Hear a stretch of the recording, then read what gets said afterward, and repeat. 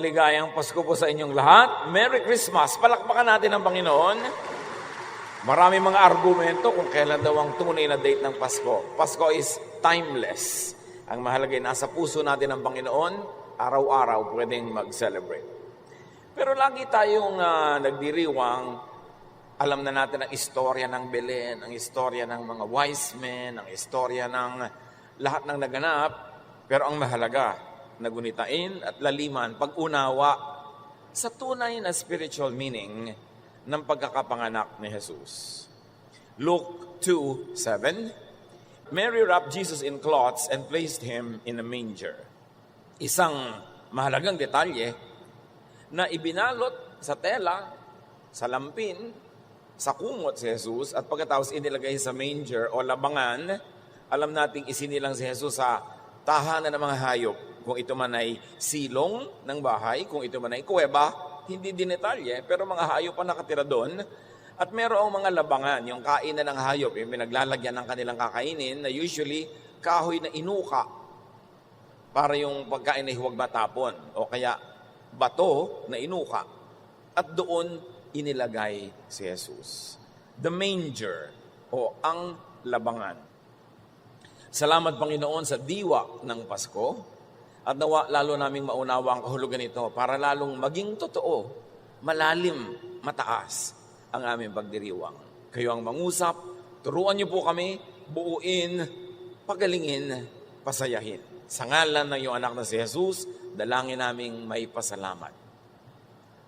Malalim ang kahulugan ng Pasko at hindi ito laging naipaliwanag noon mismong ipinanganak si Jesus, kung hindi sa buong buhay niya, lalo sa kanyang pangangaral. At ngayon, babalikan natin ang isang episode ng pagtuturo ng Panginoon nung siya ay ganap ng mature. At magkakaroon tayo ng lalong pag-unawa sa Kapaskuhan.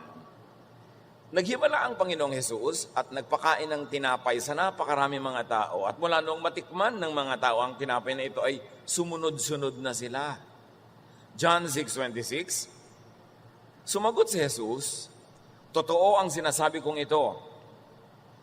Hinahanap ninyo ako, hindi dahil sa mga himalang nakita nyo, kundi dahil sa nakakain kayo ng tinapay at nabusog.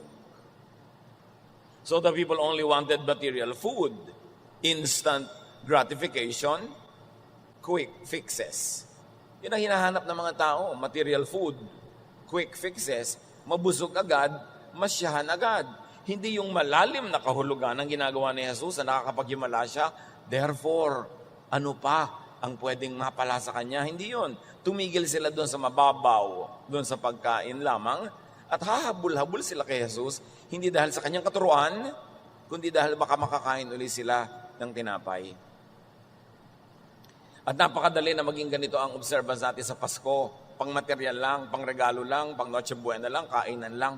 Pero ulit-ulit, taon-taon, hindi naiintindihan ang malalim na kahulugan. Madaling mabara sa mababaw.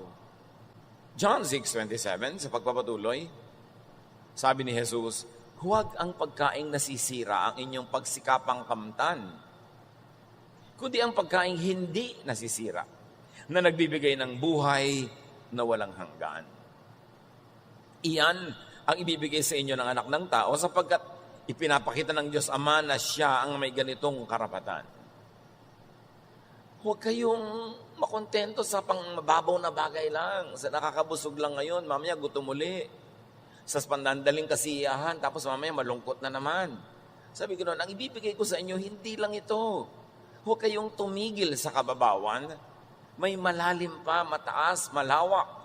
Sabi ko noon, at yan ang binigyan ako ng Diyos Ama ng karapatan na ibigay sa inyo. Don't work for and don't look for food that spoils. What is the food that spoils? It is time-limited, time and place-specific food. Ibig sabihin, para ngayong araw lang na to, para bukas lang, tapos na. Food that spoils is whatever people crave that they would need over and over again. Ano man ang ating laging hinahanap, tapos pag natagpuan mo, mamaya, kulang na naman, wala na naman, hanap ka na naman ng hanap, paulit-ulit, pabalik-balik. And Jesus' eternal life is not only life after death, but also time and space-free life. Pag binabanggit ng Panginoon ang buhay na walang hanggan, ang kaharian ng Diyos, ang paghahari ng Diyos, hindi lang niya tinutukoy yung buhay dun sa kabila pag namatay ka na. Kundi ito ay buhay na hindi nakatuon lang sa oras na ito o sa darating pang oras, hindi lang sa lugar na ito o sa ibang lugar pa.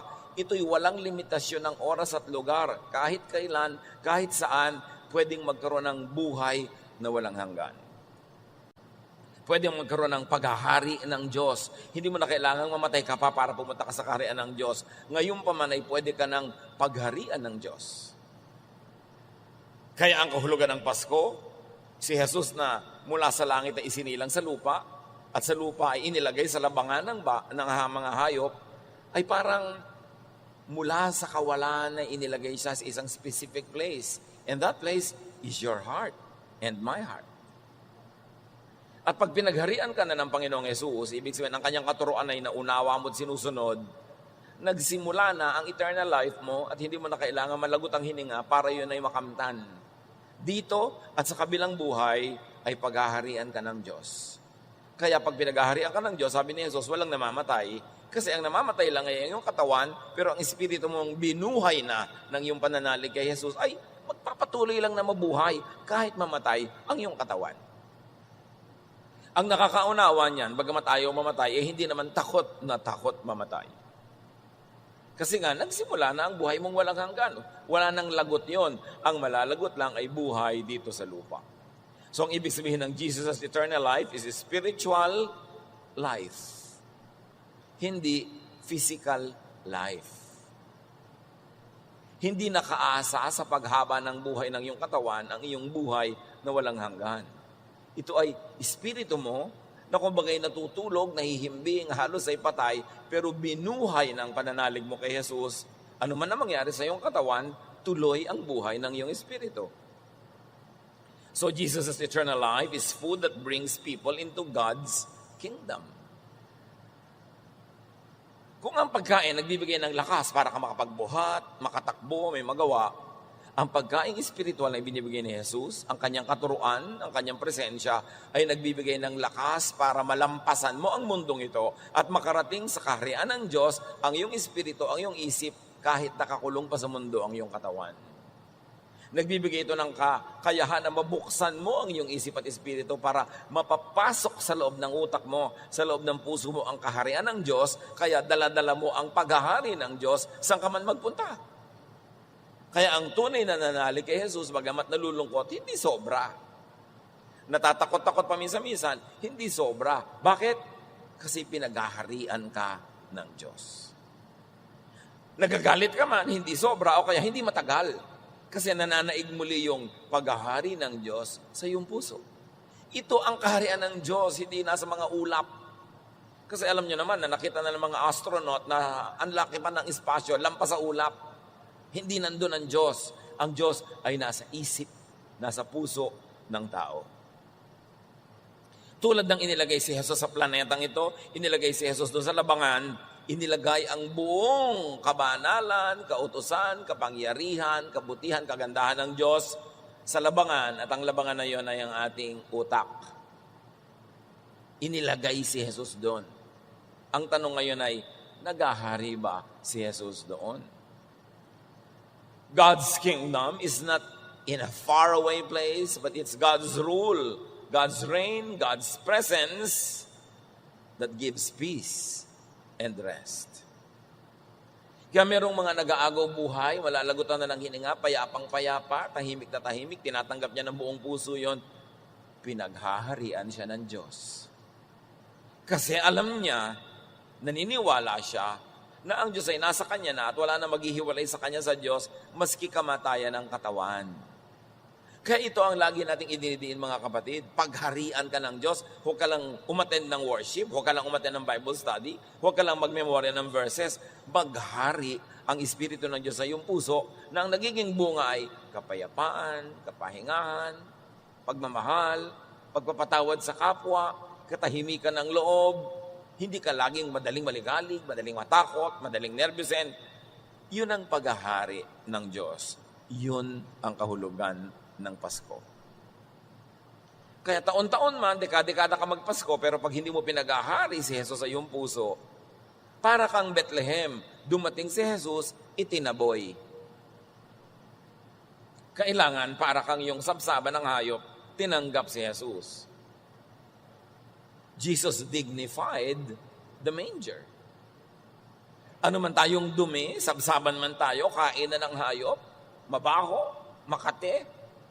Pag si Jesus ay nagpunta at pinapasok natin, siya ay naghahari, nandun ang kalangitan. Wala sa malayo, nasa puso. Dapat dibdibin. Kasi sayang lahat ng gastos, pagod ng pagpapasko, kung magkagalitin ka pa rin, matatakutin, lagi ka pa rin ninenervyos, lagi kang nag-aalala, lagi kang balisa. Sayang ang lahat. Kailangan tanggapin yung kapayapaan na dala-dala ni Jesus. Kaya ang mga anghel ay nag-awitan, sabi doon sa mga shepherd, on earth, peace to men. Peace on earth. Peace ang dala ng Panginoon. Kapayapaan, katiwasayan. Kaya maraming relihiyoso, maraming Kristiyano, hindi pa siguro pinag-aharian ng Panginoon kasi hindi naman tiwasay. Kaya dapat dibdibin para hindi masayang ang religion.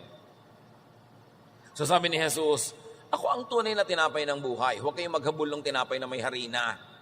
Huwag kayong maghabol ng religion lang. Huwag kayong maghabol ng mga ethics lang na binibigay ng religion. Kailangan may maging pagbabago sa paraan ng inyong pag-iisip. John 6:28, kaya't siya'y tinanong ng mga tao, ano po ang dapat naming gawin upang aming matupad ang ipinagagawa ng Diyos? Na kami ay pagharian. Ito ang ipinagagawa sa inyo ng Diyos. Sumampalataya kayo sa sinugo niya. Tugon ni Jesus. Sa akin kayo maniwala. Hindi kay Moses, hindi kay Juan, hindi kay Pedro, hindi kay Tekla. Sa akin. Kasi ako ang may dala ng katotohanan. Yung mga nauna, yung mga nagturo, yung mga susunod pa, maaaring may dala silang kapra-kaprasong katotohanan, pero yung mga kahalo yun, ang mga hindi katotohanan. Kasi hindi naman sila yung sugo ng Ama eh. Hindi naman sila yung perfect. Hindi sila ang anak ng Diyos. So pwede rin kayong may mapala sa kanila, pero hindi lahat. At kung ang napulot nyo pa sa kanila ay yung baluktot, yung madilim, yung mahirap, sayang ang anak ng Diyos. Kaya sabi niya, sa akin kayo sumampalataya. Kasi pag talagang sumampalataya kayo sa akin, nag-isip kayo sa paraan ng aking pag-iisip. Ang style nyo sa buhay ay style ko, paghaharian kayo ng Diyos. Yun ang gusto ng Ama. At yung faith na sinasabi ni Jesus, pananampalataya, is belief in Jesus' teachings that changes the mind and the status, identity, personality, and earthly and eternal destiny. Ang tunay na paniniwala kay Jesus, nakakapagpabago ng takbo ng isip. Kasi yun naman ang dapat mangyari. Para pagharian ka ng Diyos, maghari ang isip ng Diyos sa loob ng utak mo, dapat manalig ka kay Jesus to the point na nagbabago ang paraan ng iyong pag-iisip. Hindi lang nagbabago ang iyong religious identity, ang iyong religious activities, nababago ang iyong pananaw. Pagbabago ang nagbibigay ng kapayapaan. Because the mind is God's kingdom. The mind is God's realm and throne. Ang kaharian ng Diyos is that space between your two ears. Ang iyong utak, yan ang trono ng Diyos. Dapat diyan siya nakatira, diyan siya nasusunod, diyan siya naghahari. John 6:30-31, ano naman pong himala ang maipapakita ninyo upang sumampalataya kami sa inyo? Ano po ang inyong gagawin? Ang aming mga ninuno ay kumain ng mana sa ilang ayon sa nasusulat. Sila'y binigyan niya ng tinapay na galing sa langit, sabi nila. So si Jesus, nagsasalita tungkol sa malalalim at mga maghahalagang bagay, ibinalik ng mga tao ang usapan sa tinapay na naman. Sabi, okay, ang ganda-ganda naman po pinagsasasabi nyo, pero ano namang himala ang gagawin nyo? Si Moses nagpakain, kayo ba magpapakain din? Binalik nila doon ang topic. Pero hindi himala ang gusto ni Jesus na gawin because a miracle will not lead to faith. Why not? Because a miracle is an evidence, a proof, which leads to knowledge, not to faith. Knowledge is reason, not faith. Ano naman ang problema sa knowledge? Lilimitahan ka ng karunungan kasi konti lang ang alam mo at konti lang ang pwede mong malaman. Our knowledge is imperfect, our prophecy is imperfect, but when the perfect comes, the imperfect will pass away, sabi ng Corinthians. So it is not knowledge that will save you, but faith. Why faith? Because knowledge limits. Knowledge works only by the book. Knowledge is to follow all the rules. But people cannot be saved by following all the rules. Because the rule says, the soul that sins shall die. Yun yung knowledge. Yun yung reason. Nagkasala ka, paparusahan ka. Marumi ka, pupunta ka sa impyerno. Pag sinunod yung knowledge, hindi ka maliligtas. Pag pinairal ang batas, hindi ka maliligtas. Kailangan lumampas sa knowledge ang nagliligtas, faith. When you believe in Jesus as He claims to be, when you believe in His teachings, na-exempt ka sa knowledge, ang magiging effective sa buhay mo is your faith. And your faith will save you. Your knowledge will condemn you. People's salvation requires an out-of-the-book intervention. Hindi pwede ang batas ni Moses. Hindi pwede ang relihiyon. Hindi pwede ang batas ng tao. Kasi lahat nagkasala at sinasabi ng batas, sinasabi ng karunungan, sinasabi ng logic, ang nagkakasala paparusahan. Pag pinairal mo ang batas, ang religion, ang logic, si Moses, wala kang kaligtasan. Hopeless. That's why God intervened with human history, sent His Son, so that in the name of this Son and by believing in this Son, you get exempted from the effects of knowledge and you harvest the fruit of faith, which is salvation. Ang nagliligtas ay pananalig, hindi karunungan, hindi mga gawa. Again, kung gawa ang pagbabatayan mo, walang maliligtas because you cannot be 100% correct 100% of the time. At sabi sa Bible, when you break one of the commandments, it's as good as breaking all. So perfect or none at all, winner takes all. And you cannot win based on knowledge, based on logic, based on the law, based on religion. That's why God created another way to heaven. Not through religion, not through the law, not through Moses, but by believing in Jesus.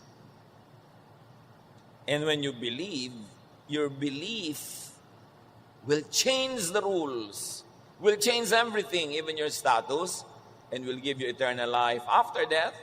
And even here on earth, God will begin to rule in your life.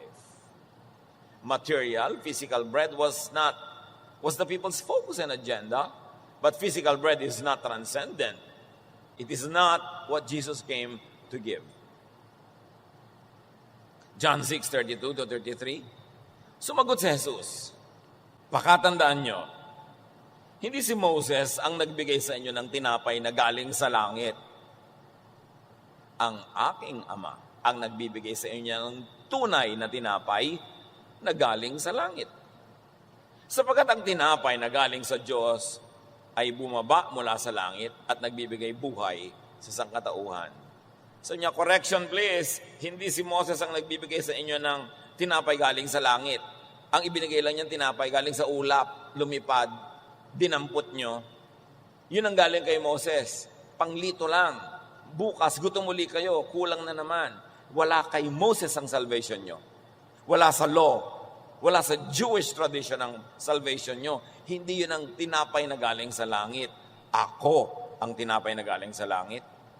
Ang kaligtasan ninyo mula sa gawa, mula sa karunungan, mula sa batas, yun ang magdadala sa inyo sa langit. At ako ang may dala nun, hindi si Moses.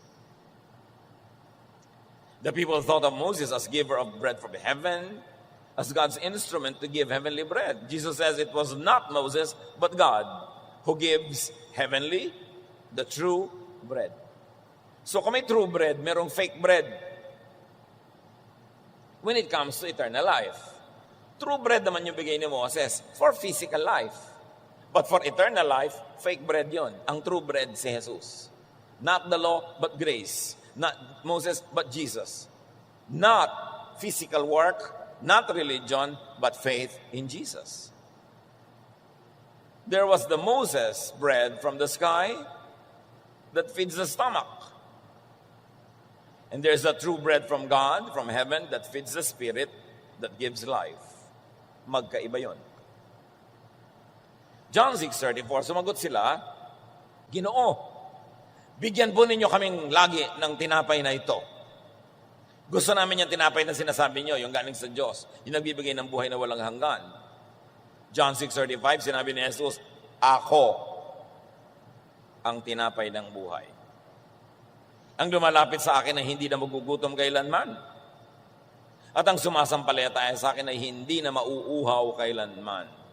Ngunit sinasabi ko na sa inyo, nakita na ninyo ako, ngunit hindi pa rin kayo sumasampalataya sa akin. Ako yon, sabing ganon. Yung turo ko. Pero kahit nandyan kayo, hindi naman talaga kayo sumasampalataya eh. Ano ang patunay? Gutom pa rin kayo lagi. Lagi pa rin kayong galit. Lagi pa rin kayong takot. Lagi pa rin kayong walang kapayapaan. So, ibig sabihin lang, hindi nyo pa ako nakakain. Ang nakakain nyo pa lang yung pagkain ni Moses. Busog kayo sandali. Magre-retreat, ang saya-saya. After 3 days, balik na naman sa dati. Mag-church, ang bait-bait, 30 minutes after, balik na naman uli ang mga sungay at ang mga kung ano-anong mga kaliskis. Sabi niya, kay Moses lang nakakain nyo kasi pabalik-balik lang. Pero pag ako ang natikman nyo, hindi na kayo babalik sa dati. Meron kayong kapayapaan, katahimikan, kapahingahan. Hindi na kayo laging galit sa kapwa, pintasero, judgmental. Kasi hindi naman ako ganun eh. Pag ako kinain nyo, di magiging katulad ko kayo. So, malalaman nyo kung sino ang kinakain nyo. Tingnan nyo lang kung anong uri ng buhay nyo. Baka si Moses, nang babato, laging nagagalit, nag-judge, laging law. Although hindi masama yung nung panahon ni Moses yung mga laws nila. Kasi yun ang kailangan ng kanilang lipunan, kailangan ng kanilang buhay. Naglalakbay sila sa ilang, kailangan discipline talaga. Wala pa silang bansa, wala silang territory. They needed identity, they needed discipline. Pero sabi ni Lord, pangsamantala lang yung kay Moses. Doon sa panahon nila, hindi para sa lahat ng panahon, sa lahat ng tao. Ako ang para sa lahat ng panahon at sa lahat ng tao. At pag ang turo ko naghari sa inyo, yun ang kaharian ng Diyos. Yun ang galing sa langit. Sabi niya, I am the life-giving water. Moses gives time-limited bread from the sky. God gives eternal bread, which is really Jesus. John 6:38-40, Ako'y bumaba mula sa langit, hindi upang gawin ang sarili kong kalooban, kundi ang kalooban niya na nagsugo sa akin.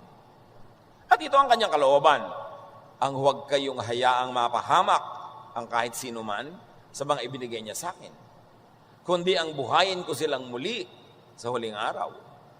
Sapagkat ito ang kalooban ng aking Ama, ang lahat ng nakakakita sa anak at sumasampalataya sa Kanya ay magkaroon ng buhay na walang hanggan. At sila yung muli kong bubuhayin sa huling araw. So dalawa na yung pinag-uusapan na buhay. Yung buhay ngayon, paghahari ng Diyos ngayon, at doon sa darating na panahon na ang lahat ay bibigyan ng tunay na buhay na walang hanggan, bibigyan ng glorified bodies. So dalawang uri na ng buhay ang binibigay dito ngayon. Yung ngayon at yung sa future. At si Jesus lang ang nagbibigay nun.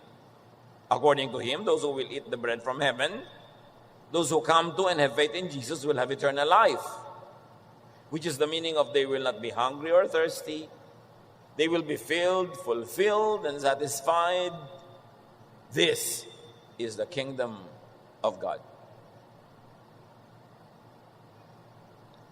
Hindi madaling maintindihan, pero pwede. Basta pag-isipan. Pagbulay-bulayan, ipanalangin. John 6:41-42, Nagbulong-bulungan ang mga Hudyo dahil sa sinabi niyang, Ako ang tinapay na bumaba mula sa langit.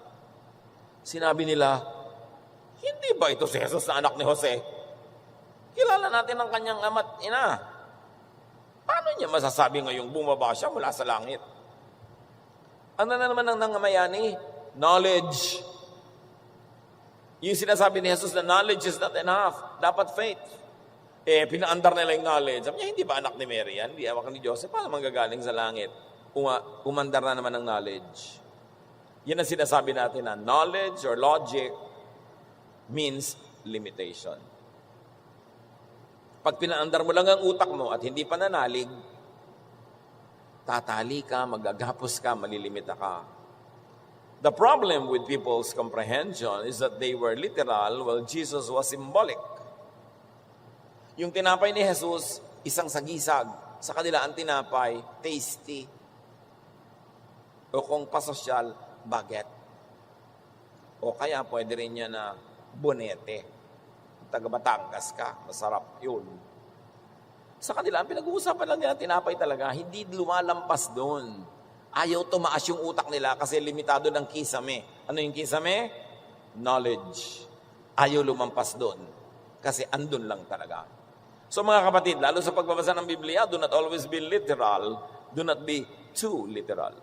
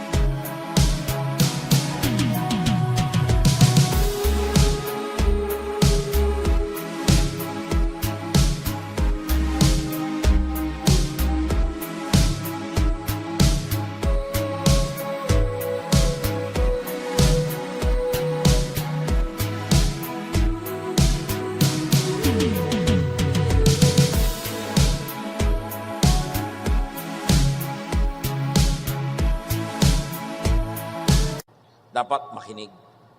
John 6:47 to 50, pakatandaan nyo ang sumasampalataya sa akin na may buhay na walang hanggan.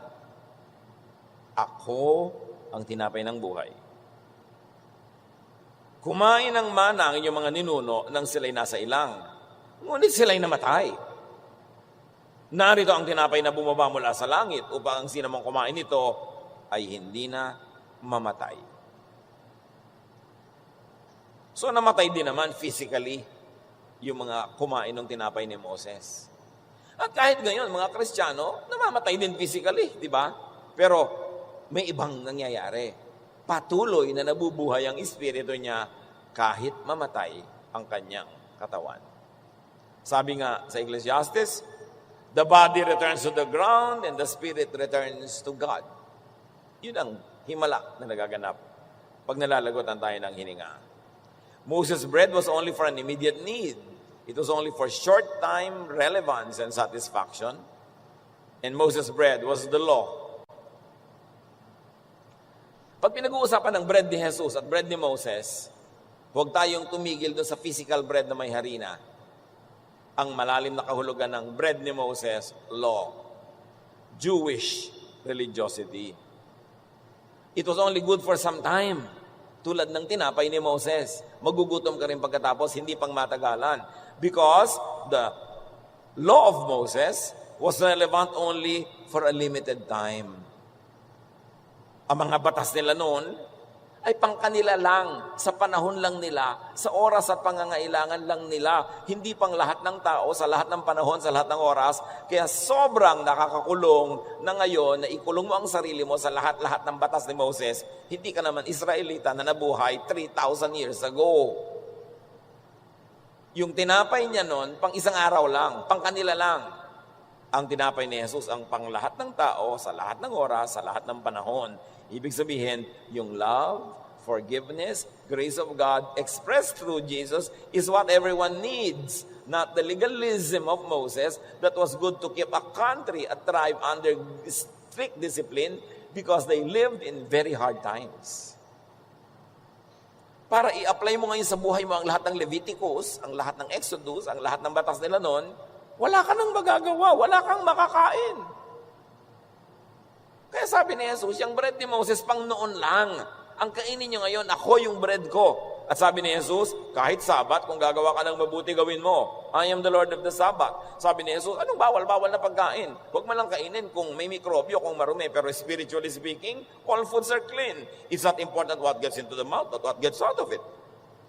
Meron kang makukuhang trabaho, merong trabaho ng Sabat, hindi magtrabaho ka, magpahinga ka ng ibang araw. I am the Lord of the Sabbath and I want you to rest. Pero para itali mo ang sarili mo sa buong Old Testament, tulad ng ipinairal nila nung oras at panahon nila, ito ba ang oras at panahon? The same. At sabi nga ni Pedro, sabi ni Gamaliel, sabi ng mga matatalinong tao sa New Testament, bakit natin ipapataw sa mga bagong mananampalataya ang mga batas ng ating bansa na ni tayo at ating mga ninuno ay hindi naman nakasunod? So bakit natin ipipilit sa kanila yan?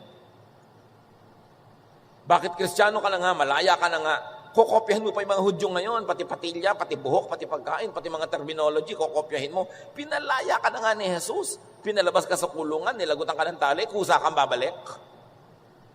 Sabi, ang kinakain ninyo, pagkain ni Moses. Yan yung Jewishness. Ang pagkain nyo, pagkain ni Jesus, nagpapalaya, nagbibigay ng pahinga, nagpapaluwag ng dibdib.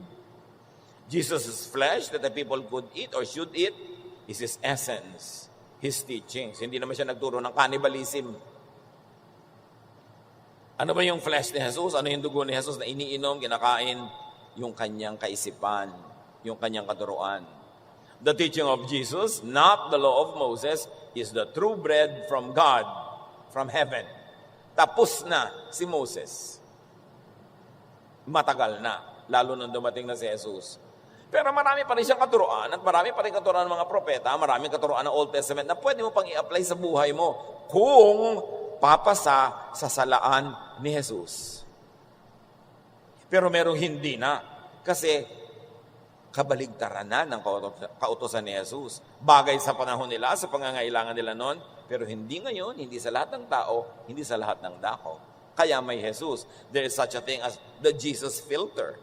Lahat ng katuruan bago si Jesus at lahat ng katuruan ng simbahan after Jesus, salain kay Jesus. At yun lang papasa sa katuruan ni Jesus ang dapat ipairal, inumin, kainin dahil si Jesus ang tinapay at tubig na nagbibigay ng buhay na walang hanggan. Dapat malinaw yun kung nagpapasko tayo.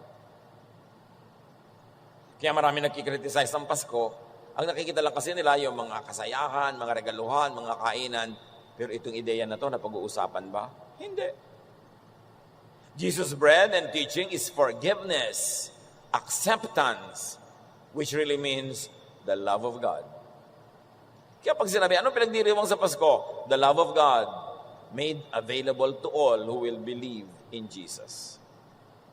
Jesus' bread and water give satisfaction and fulfillment.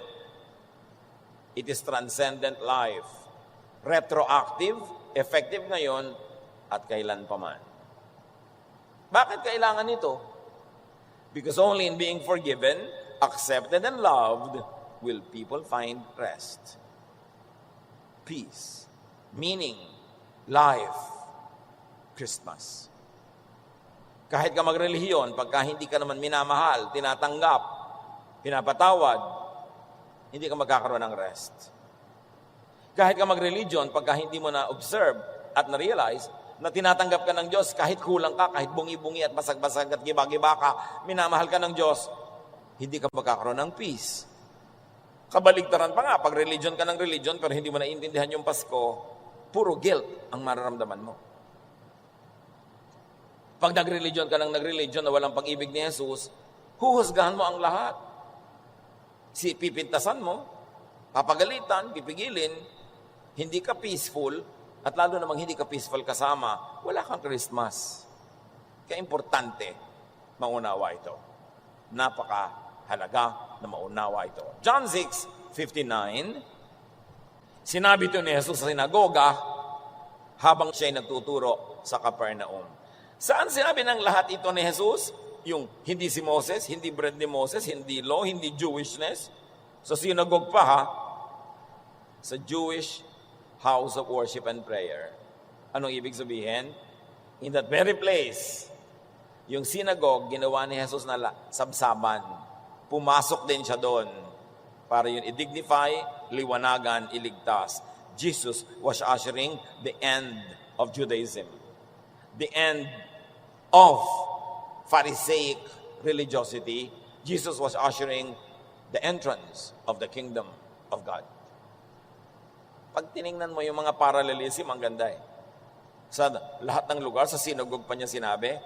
Kasi yung synagogue, yung temple worship, yung temple sacrifice, ang gigibain, dudurugin ng dugo ni Jesus sapagkat hindi na law of Moses, hindi na strictness, hindi na legalism, hindi na knowledge ang kaligtasan, kundi pananalig sa Kanya.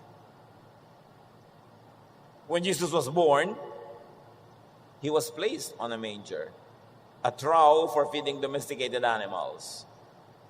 And as He discussed, Jesus will be the bread from heaven, food for many.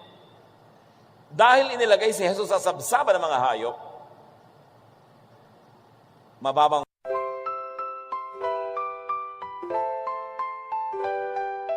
Lakefront breeze whispers your name.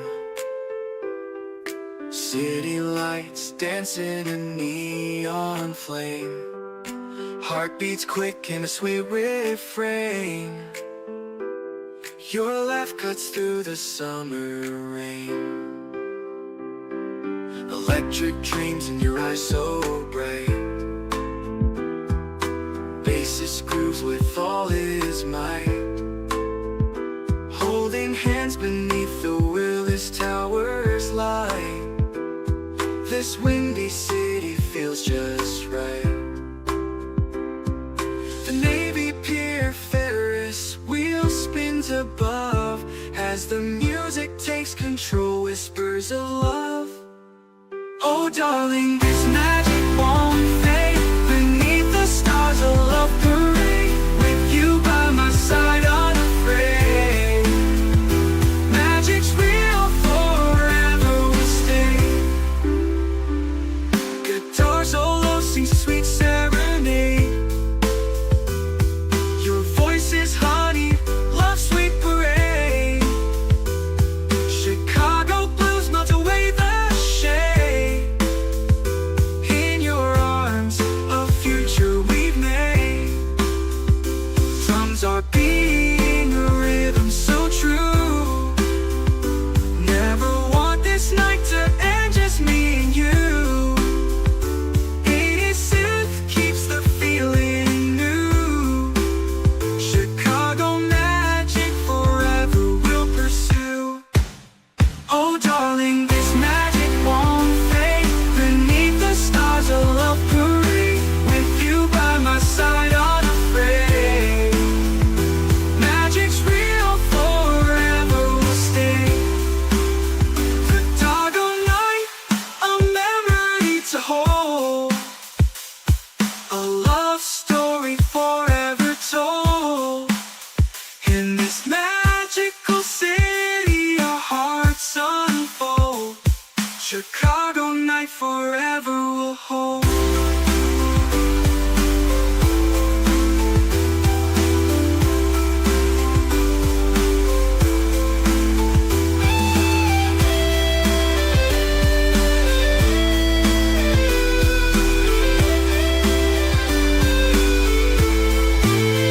Oh darling, this magic won't fade. Beneath the stars a love parade.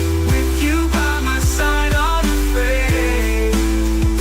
Magic's real, forever will stay. Chicago night forever will hold.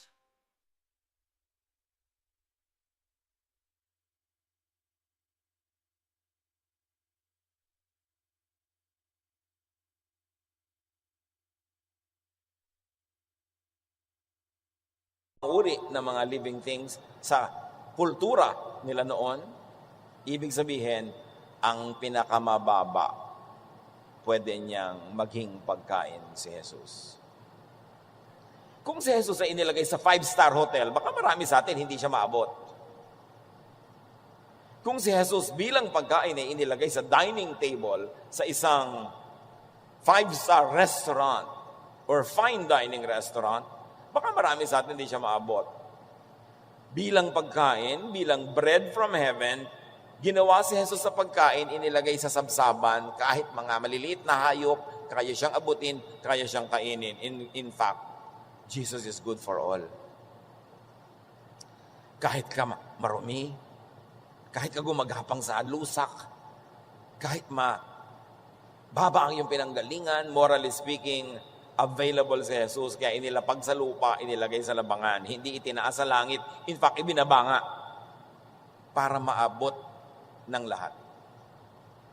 Kaya dapat ang Pasko, abot ng lahat, hindi lang nung may bonus, o may 13th-month pay at may pera.